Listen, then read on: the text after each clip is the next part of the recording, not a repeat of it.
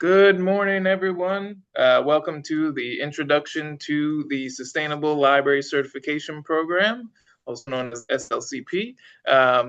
My name is Alex Blend. I am the Sustainability Coordinator for the Sustainable Libraries Initiative, and I welcome you all. Thank you for joining us today. Whether you're coming from Delaware, Michigan, or another state, we are very happy to have you with us this morning to learn a little bit more about the program.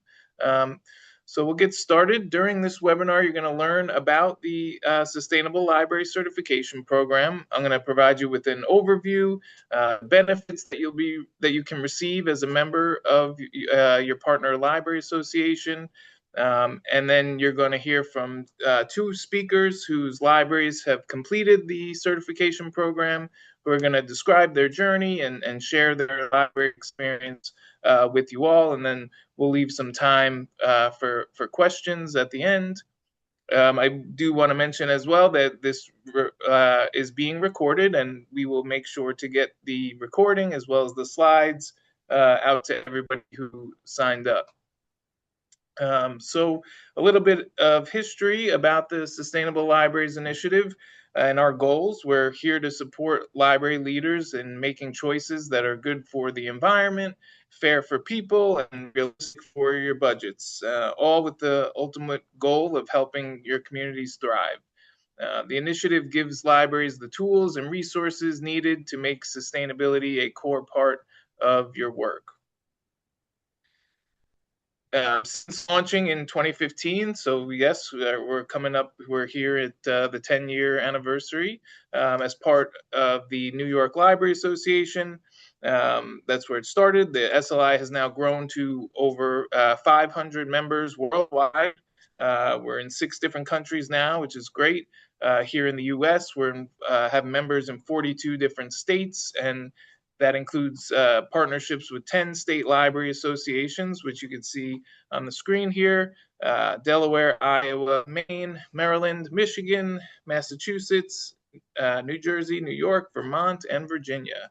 And we're also partnered with national organizations like the Association for Rural and Small Libraries, as well as the Association of Research Libraries. So what are the characteristics of a sustainable library? So sustainable libraries are strong and authentic institutions that live their values out loud, are catalysts for social cohesion and civic participation in their communities, working on climate mitigation by reducing greenhouse gas emissions, and are active participants in climate adaptation. So you may have seen this Venn diagram looking image on our website before. It's also right behind me there. This is the triple bottom line concept. And when we talk about sustainability, we focus on the triple bottom line. What that is being environmentally friendly, socially fair, and financially responsible practices. So libraries are in a unique position to lead the way, not only by modeling these practices, but also by helping their communities learn about resilience and building a sustainable future together. Once the concept of the triple bottom line is established as a baseline for your work, using that as a lens for the decision making in every single area of the library, you can make improvements with these efforts and be proactive in your application of sustainable thinking in every area of the library: your facilities, operations, policy, technology, programming, and a very important one, your partnerships. So let's talk about the discounts. So as a member of your partner of one of our partner library associations, you're eligible to receive a 20% discount on the price of enrollment if you decide you would like to pursue the Sustainable Library Certification Program, also known as the SLCP. So the SLCP is optional and requires a one-time fee at the time of enrollment. And a member of the SLI can choose to enroll in the certification program at any time. We also have a discount for 25% discount for member libraries who join in a cohort. So if you have 5 or more libraries in your area or in your state, you can join together at the same time. There's no parameters as far as the size, location, budget of the library. You could all be small, medium, large libraries in the group. You don't have to be the same in that manner, but as long as you join together, you can get a 25% discount on the enrollment price, and you will also be assigned a mentor that you'll all share. Kind of work through the program together in a cohort. So the Sustainable Library Certification Program, SLCP, this is the program helps libraries put sustainability into practice, offering step-by-step guidance, resources, and community support. Members receive mentorship, access to monthly meetups with peers, and tools like the action item form, which you can see a little preview of that on the screen there. To help track your progress as you work towards certification. Earning certification highlights the library's leadership and commitment to building a more sustainable future in your community. There's a general time frame. Again, when you sign up for the certification program, you can take as long as you want.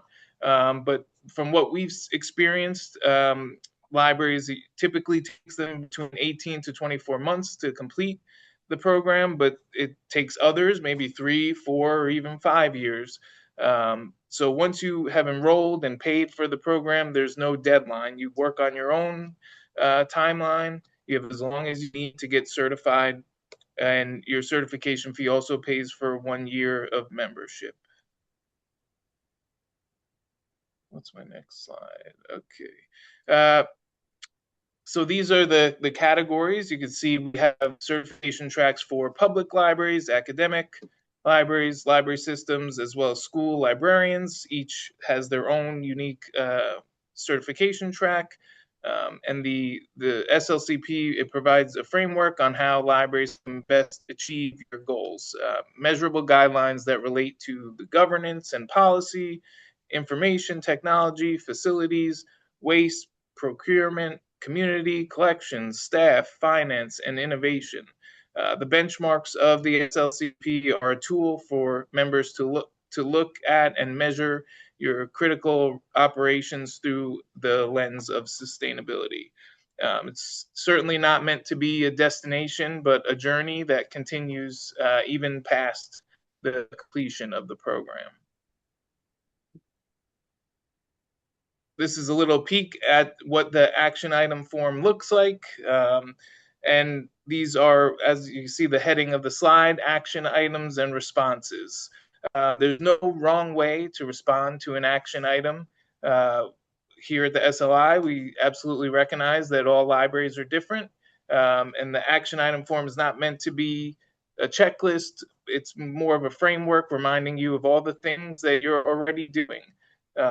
There's 12 categories, and within each category provides you with an opportunity to take a closer look at how things are done or consumed at your library, and then provide your team with the opportunity to think differently about how you will proceed on that issue going forward and into the future. We provide examples, inspiration, and pro tips along the way. Certainly, there's no one-size-fits-all model. It's not meant to be a test for members to complete. Just helping libraries take inventory and make note of all the sustainable work that you're already doing. And by going through this process, it provides you with an opportunity to reflect on the great things that you've been doing and currently doing or want to be doing, and find new ways to improve your services, your building, your culture, and ultimately your communities. With that, there's plenty of resources to help along the way. So within the action item, there's resources to each specific one, but we have a great number of resources as well. And I'm just going to mention a few here. We have a CO2 calculator that helps libraries track their greenhouse gas emissions from electricity, fuel, water use, provides equivalencies and insights to help identify opportunities on how you could reduce your environmental impact over time. We have the National Climate Action Strategy for Libraries Implementation Guide, which helps libraries move from intention to impact by focusing on three key areas: climate mitigation, climate adaptation, and climate justice. Within the guide, there's strategies, advice, resources, all to help libraries, to support libraries, whether public, academics, library system, or school librarian, and put that vision into practice. We have a climate action lab. It's a curated collection of sustainability resources of all types, articles, um, videos, organizations, tools, and templates. It's organized by topic area, such as resiliency, climate justice, climate action planning, and it's really designed to help members deepen their sustainability work with practical and ready to use materials. We also have a great number of sample policies to guide you in either updating or creating new policies that help embed sustainability values into your library culture. Um, this helps ensure long-term commitment to a sustainable future. Why reinvent the wheel? There's plenty of members who have gone through the program already, and they've written policies, so you can kind of take a look and pick and choose the language that maybe works for your library, and then craft your own policy. We have a member-driven collection of sustainability-focused programs, shared and curated by fellow libraries to inspire and support your own community programming. We have recordings of our monthly SLCP meetups, quarterly webinars, which cover a wide range of sustainability topics, either tackling items like exploring green jobs or seed libraries, sustainable programming, and more. We have AI and the environment coming up on January 22nd, so that'll be a cool one to check out. We have one next week, Naturalist in Residence. That's December 18th. So recordings of those webinars are up in the resources section as well. And then we have a trusted list of sustainably minded vendors. All these vendors are recommended by our SLCP members who share our community's values and commitment to sustainability. So that's how we vet the vendors. We don't just throw anybody on that list. They have to be suggested by an SLI or SLCP member who's, you have a good experience with the vendor and you want to share that with the community. That's great. We have a form and you can submit that and, help everybody else find a good vendor. Telling your library's story. So once the certification program is complete, a big part of that is sharing your work with the world, sharing your accomplishment with everybody.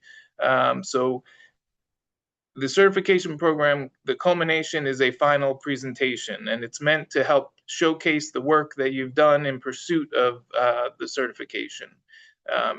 The goal of the presentation is to tell the story of what you've accomplished, how your policies, buildings, program, and collections have changed, and how it will benefit your staff and community, as well as share how you plan to continue this work moving forward. It's required piece to being certified, and it helps summarize the work that you did for the evaluation team who goes through it, and helps assist you in spreading the word locally about all you've accomplished through the program. It's great to use the certification presentation as a tool to get the things you want and to help justify the work that you're doing. We have a great collection of PowerPoints and presentations that you can look through in our resources section. We have, I think, yes, 70 members have completed the certification program. So you have a nice group to look through, 70 different presentations of libraries of all sizes to collect ideas of things that you may want to do at your library. We mentioned when you sign up for the certification program, you are assigned a mentor. The mentors are someone who has gone through the certification program or has helped design it, and they can guide you along the way on your journey to being certified sustainable. You can email them at any time with questions or schedule monthly or bi-monthly meetups to check in with them to make sure you keep your team on track. We value our mentors immensely here at the SLI. They do a lot of great work and really help move this program forward. Also, you're able to connect with others.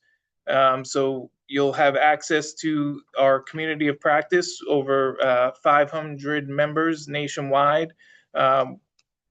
Your peers who are doing the same work. So, and you can connect through them through listservs, through our monthly online meetups, monthly newsletter, and gatherings at various conferences, that you may be attending. And finally, the benefits of certification. So what certification does, it provides a clear path forward. It's a reflective process and helps transform library services.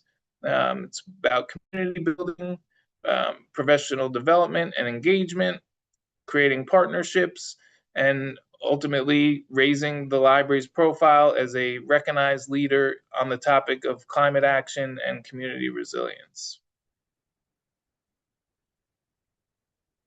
So if you were at our webinar yesterday, this slide probably looks familiar to you. To access your membership, you have directions here on how you can go about that. You can also scan the QR code. You visit the sustainablelibrariesinitiative.org, go to our Get Involved page, and you'll see the form. You'll be able to select the library type that you are and complete the form. There's one question, one of the last questions, how did you hear about us? You'll select other and then enter your library association, whether it's the Michigan Library Association or Delaware or Maine, Massachusetts, whatever it may be, in the notes field, and that tells the SLI staff that, to waive the membership fee. And if you have any questions about how to go about that or the cohort model, you can always reach out to us, sliadmin@suffolknet.org, and we could provide you with more details or information on how to go about joining the program. So for now, we're going to shift gears and go into our panel discussion. We're going to hear from two SLI, SLCP members, two mentors for the program who have gone through it and led their libraries to becoming certified sustainable. We have Cheryl Jones, who is the library director at Mamakating Library in New York. And we also have Joanna Goldfarb, who is the Sustainability Innovation Consultant at the Ramapo Catskill Library System. So I'd like to welcome Joanna and Cheryl. To thank you both for joining us this morning and for being here. We greatly appreciate that, and thank you for agreeing to share your stories with our attendees here. We're going to start. I'll start with Cheryl and ask if you could just tell us a little bit about your library, give us the background, a little service population, maybe a demographic snapshot of your community, staff size, so we could get an idea about Mamakating Library. Take it away. Yes. So the Mamakating Library, doesn't matter how you pronounce it, I don't care, is a very small library in upstate New York. We are currently serving 10,718 people on a budget now of just over 400,000. At the time of our certification, we were just over 300,000 was the budget. And we have 6 staff members, only 3 of which are full-time. 1 is me, and 3 part-time. And yeah, we do a lot on a very small budget. So I'm living proof that you can, if you have a small budget and a small library, that you can get this done, that it's not out of reach. You don't have to do big massive changes with big construction projects in order to get this done for your community. Excellent. Joanna, same question to you. Give us a little background about the Ramapo Catskill Library System. Yes. RCLS is a library system. So rather than being a public library that welcomes members of the community, our community are our library members. We have 46 member libraries. Mamakating is one of them. And we are in the lower Hudson Valley of New York. Our service area it's 3.5 counties. It's about 2,500 square miles. We have about 800,000 people living in that service area, and it's a range of rural to urban, and also a range of patrons in different economic statuses. So with that, our member libraries, as Cheryl said, her library is a smaller library. We do also serve medium and large size libraries. So our role, again, is not really to work with the public, but we're working with our libraries, consolidating services, providing delivery of materials, continuing education, that sort of thing. All right, excellent. All right, our next question. I'll give this one to Cheryl. What was the initial motivation for pursuing the certification program, and how did you get started? I wish I could answer that for you, Alex. It actually started with a director prior to me. Okay. So I'm not actually sure what the impetus was for her to start, but I took it over when we were only, this is my favorite thing about the action item form is that it gives you a percentage that you're done at the top. And that was very motivating for me along the way to see it inch up toward 100%.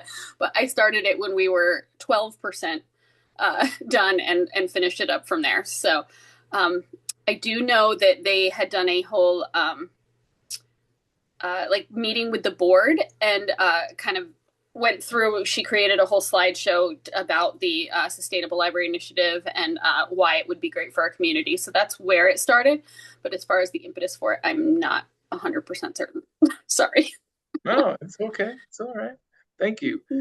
Joanna, what was the RCLS's motivation for going through the program? So we decided to go through the program because we had focus groups for our previous plan of service. And one of the themes that kept coming up from our member libraries was that they wanted help with sustainability initiatives. So we knew that we wanted to start offering that service. And we decided to go through the certification process because we also knew that there were several libraries in the system that were making their own way through the certification process and that there were more who were interested in it. So we felt like we should do it so that we are familiar and we can help those libraries along with any other library in our system. So I actually, when I started here at RCLS, I was the youth services consultant. And because of this plan of service, my job responsibilities shifted into sustainability. Very cool. All right. This next question, I'll start with, I'm going to switch it up. We'll go to Joanna again and then to Cheryl. So Joanna, overall, what do you think the benefit for going through the certification program has been for your library system? I think that there's kind of been a mindset shift among staff. So I will say that even before this process, well, before I started working here, we did have a pretty sustainably minded group. So we're lucky in that this was not a tough sell for staff. But it has just, we've learned so much more as a staff that it does impact, what we're purchasing, how we're doing programs. Also, I think it has impacted what staff do at home. So I like it when someone comes into my office and they're like, guess what I did this weekend? And then they tell me about their little sustainability journey. This is a workplace certification, but it definitely does follow you. Excellent. Cheryl, how about for Mamakating? What benefits have you seen going through that So, program? um, for us, I was a brand new director when I took this on. I was a youth services librarian prior to this, and I had absolutely no idea what I was doing. um, so, having started this at the same time as becoming a director, it I think it's really interesting to note that I learned how to do my job through this process. Like I learned more about my community. I learned more about facilities management, about local partnerships, and that it made me a better director, made me a better manager of my staff, made me a better community member. And then throughout, we had over, I think I'm looking at the slide right now, I think we had over 30 different partnerships with local organizations and businesses. And so that just made our connections to our community even stronger, and made it so that people within the community know where to go when they need help, and we can direct them to other community organizations easily because our whole staff knows about these resources within the community much more than we did prior. Excellent. Cheryl, can you tell us about maybe some of the challenges that you faced going through the program? Yeah, and a lot of those were due to me having no idea what I was doing either. Mostly facilities management. That was the hardest part for us. As a very small staff, we don't have a facilities manager. We don't have a handyman on staff or anything. So a lot of that energy items and water reduction items, those things were the hardest for us. But there's a lot of resources within those action items. There's links out to other resources that were really helpful to us, specifically like in calculating, even down to like the livable wage stuff. That was all brand new to me too. Never had been in HR, and the resources that were within that action item were really helpful for calculating that and making sure that my staff is where they need to be so that they're happy and they stay. That's also part of sustainability. So, Yes, absolutely. Yeah. Joanna, how about some challenges that you might have faced going through the program? Um, let's see, just time and money, library land problems. Um, I would say that one of the challenges we faced is for some of the action items are programming related, and so we are not serving the public. Um, but we worked around that by talking to our mentors. So I cannot say this enough. Just contact your mentors if you have problems or questions. Whoever you have is going to be really helpful. So we spoke to our mentor, and their suggestion, they kind of told us like we don't have to do the exact item. We are going to adjust based on our needs. So for example, I think it's a recommended item is to add a library as a bus route, so that people can use public transportation to get there. But it doesn't really make sense for us to be a bus stop because, again, we're not a public building. That resource would better be having the actual public library that's down the street from us be a bus stop. So rather than doing that, we decided to create a resource that our member libraries could share that shows libraries along rail trails, so that if someone wanted, they could ride their bike from one library to another. And we decided to create that resource. Or another example is we have voter registration drive is an action item. But again, we are not going to hold a registration drive here. So one of my colleagues got in touch with the League of Women Voters, and we sent information to our member libraries on how to do a voter registration drive. So those were just a few examples of how we shifted so that we can make the action items work for us and kind of still accomplish the spirit of that item. I'm glad that Alex, you brought. Yes, please go can ahead. I just add to I know Joanna brought up money, and I always want to harp on the fact that this can be done on like a very shoestring budget.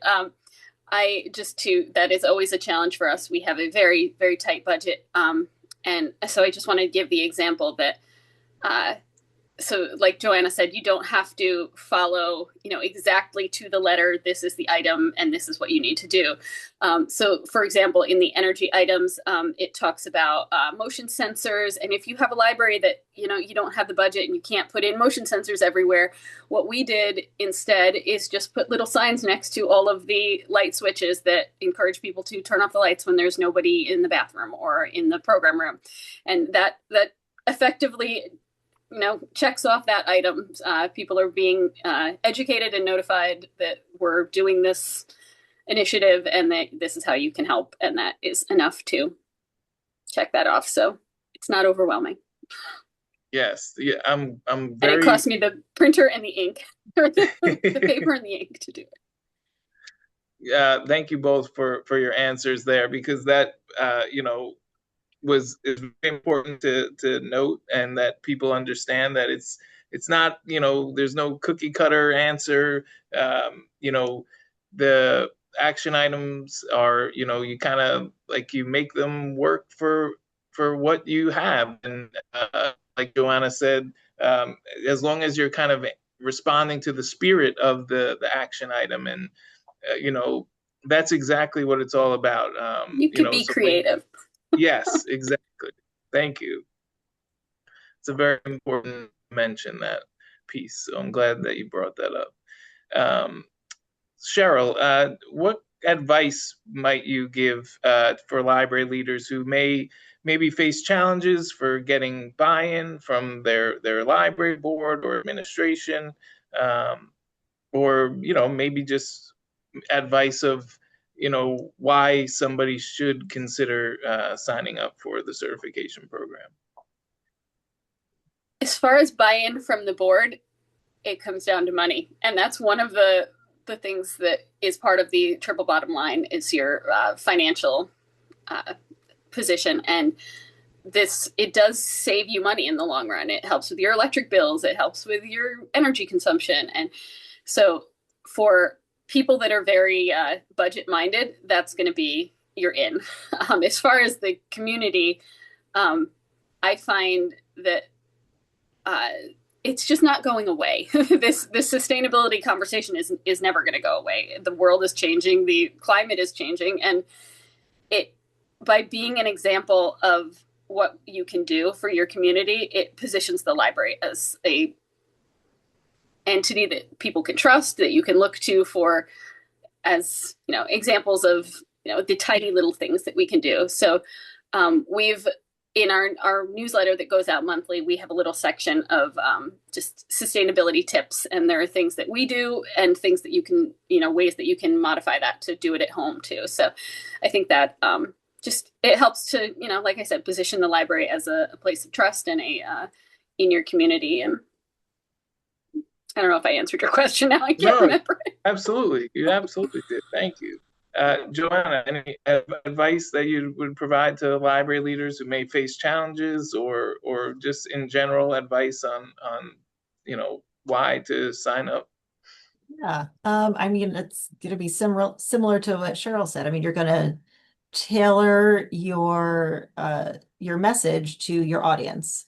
So if you are speaking to a group of people that are, really environmentally minded, I think it's just going to be an easy sell. No brainer. But if you're into people, or your community is people who are, I don't know, not climate change deniers, then you're not really going to talk about that, but you are going to talk about, well, this insulating our building is going to save us this much money on our energy bills, and then we will be able to use that money, your taxpayer dollars, on the things that matter to you, whether that be programs or library of things or books. You're going to use their money in a different way that matters to them. If you're having, I don't know, staff say, why are we going to do this? I think reassuring them that this is not going to throw their entire workflow out of order, and saying, we are going to do the same things, but think about them in different ways, where we're buying paper anyway. Let's just be more aware of the paper we are buying, where we are buying it from. We are offering programs anyway. Let's just think about what we are offering, the supplies we're using in a different way. Yeah, so just tailoring your message and reassuring staff. And if anyone is, I think one of our first team meetings, we had someone say, why? There's just like two companies or a handful of companies that are spewing most of the carbon emissions in the world. Why? Well, we have to do something. And, we are one building, but we are encouraging 46 buildings. And now we know that it's not just what's happening in the building, we're bringing these habits home with us. So there is an impact there. Absolutely. Excellent answers. Thank you both. Um, would either of you, whoever wants to answer first or both, for libraries who may be considering enrolling into the program but they're wondering if there's a best time to sign up, um, is there a good time for libraries to begin their journey? I don't know, I think anytime. Yeah. That's the answer I was looking for. Yeah. Yesterday. Today.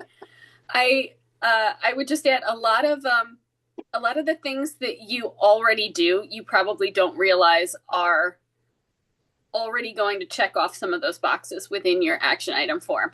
So, there's some that are as simple as changing out your air filters. You probably did that during COVID. You're probably already using MERV 13 full air filters that are the best you can buy.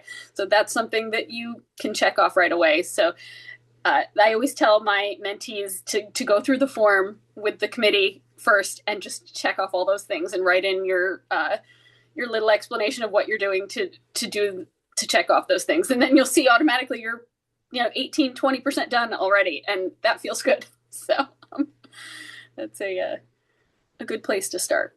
Yes. Just libraries, just by nature, we are sustainable. That's what we do. We're taking one thing, whether it be a book or a video game, and we're encouraging people to use it over and over again instead of being single use. So that's just what we do. This is formalizing it. You'll probably be surprised at how many of the things you're already doing in some way or another.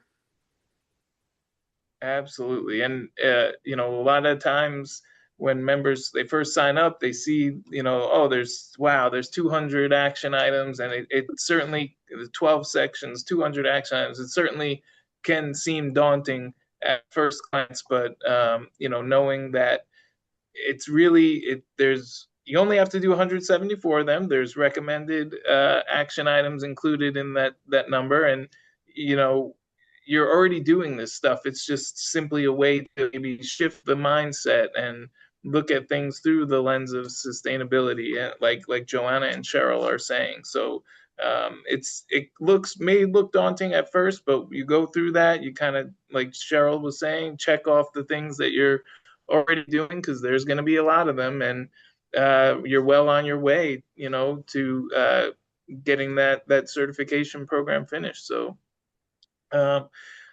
with that, we're going to open it up to our participants here. If anybody has any questions for our panelists or for me, feel free you could drop it in the chat. You could unmute if you'd like, and ask your question. Now is the time. On the screen here, I have just showing how to access your free membership once again. But yeah, feel free to ask us any questions about anything we talked about today or the certification program.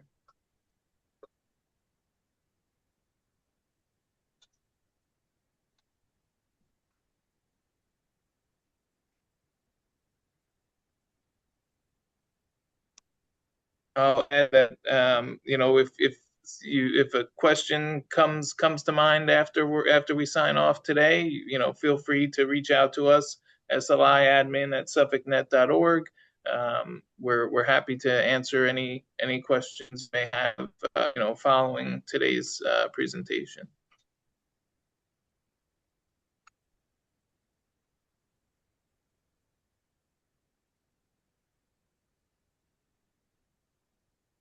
Okay, well, with that, we will wind things up here. I want to thank Joanna and Cheryl again for your time, for sharing your experiences with us this morning, and for talking about the program. Thank you for all your great work. Yeah, thanks for having us. Yes, absolutely. Thank you for having me. And thank you to the attendees for joining us this morning. We hope to be in touch with you all soon. Take care, everybody, and have nice holidays. Take care.